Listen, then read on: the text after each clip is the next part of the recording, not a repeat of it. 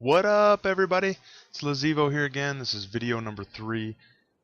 First things first, got to give a shout out to THEONLYbocaj for sending me my first YouTube message. That was totally awesome to see something in my inbox. It's really cool to put something creative out to the world in your videos and then have somebody actually appreciate it and take the time to write you back. So, link to his channel is going to be in the description to this video. Go check him out. Much love to THEONLYbocaj. Second thing, this video is not so much about the gameplay, although I do want to touch on it real quick. One of the things I love about this game are the close games, the comeback victories, the ones that really feel like you get that sense of desperation and then you come back and sneak out the win. This is one of those games where we just fought hard for every point, and I thought it was just a really entertaining gameplay. So keep an eye on the score as you're watching it, and we'll see if Team GFYS comes back in this game. But what I really want to talk about, I thought it might be a good backdrop to talk about my gaming history. In the last video, my last video, I mentioned that I am 30 years old, so kind of begs the question: how do I get here? How am I making YouTube videos on the internet? What am I doing? Shouldn't I be, whatever, watching local news or something right now? Taking my afternoon nap. But anyway, I wanted to get into it a little bit. So my gaming history starts, I can remember back being about 4 or 5, and my dad had the original Pong and Atari, so he was kind of the original, the OG, the original gamer, right? And those things had the UHF hookups, little U-shaped things you had to screw in. If you're not sure what that is, you can wiki it or something later, but that was old school, right?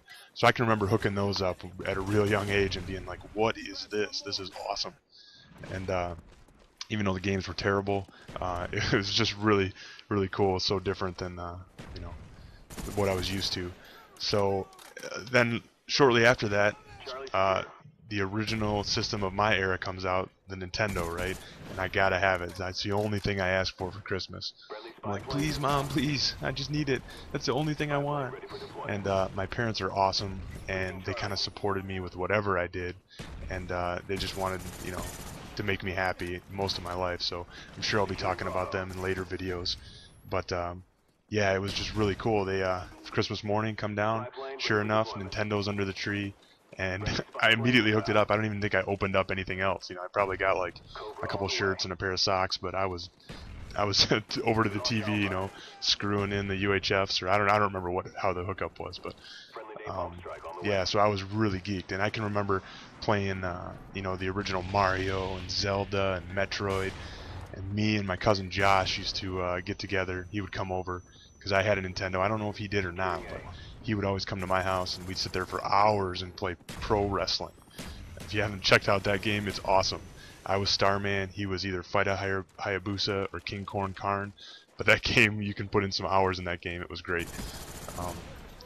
But anyway, I was a typical kid too. I didn't just game. I loved it, but I was doing other stuff, right? I was playing basketball. I do the typical kid stuff. I'm making ninja weapons in my grandpa's wood shop, and getting chased around the neighborhood by all the girls. And luckily I had the cootie spray, so I was good, right? But I was into it, man. I was in my Nintendo Power subscription. It's embarrassing, but I even had the Power Glove. If you're not sure what that is, look it up on the internet. It's from the movie The Wizard with Fred Savage. If you're not sure what that is, you can wiki that. But I'm really dating myself with a lot of these references. But so I was a Nintendo guy from my heart and soul, right? Playing those games, and so next system to come out, or next system I get, Super Nintendo, right? I'm like, screw the Genesis, man. Nintendo's where it's at.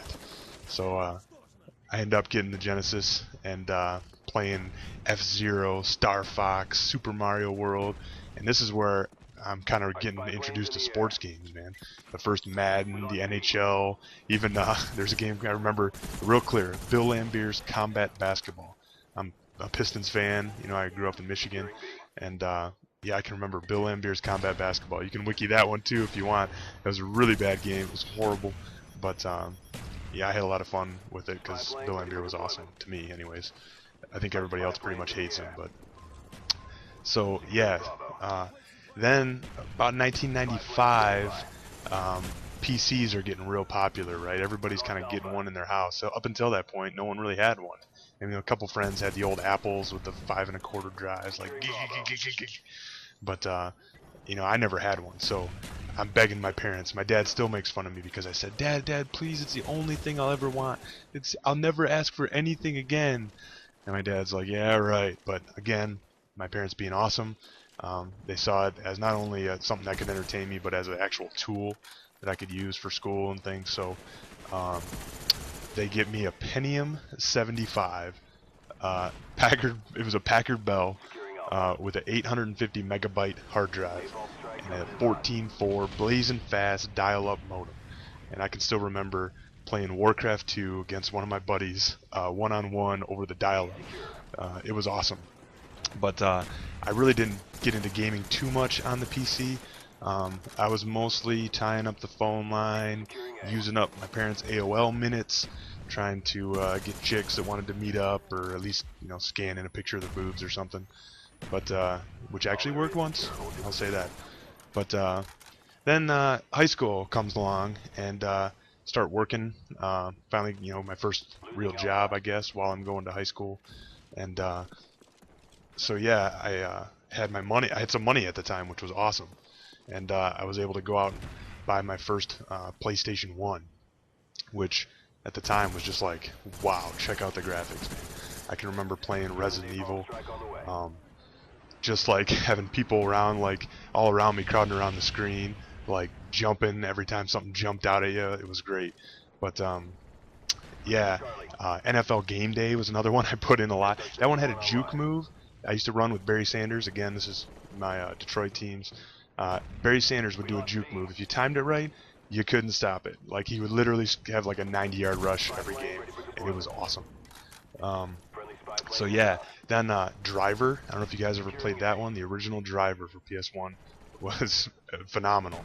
I mean, the graphics are terrible now if you look at it, but I had a lot of fun with that. It had the last level in Driver is like the most difficult level I've ever played. To this day, I can't tell you how I beat it. It took me like weeks of trying, and I think it's just luck. But next thing you know, you end up passing the final level. So that was pretty crazy. But then college comes along, and I sort of take a step back from gaming. It was just a weird kind of a transition time in my life. I had to spend a lot of time studying, a lot of time drinking, and again chasing girls. But no need for the cootie spray this time. But between all that, I just didn't really have time for gaming.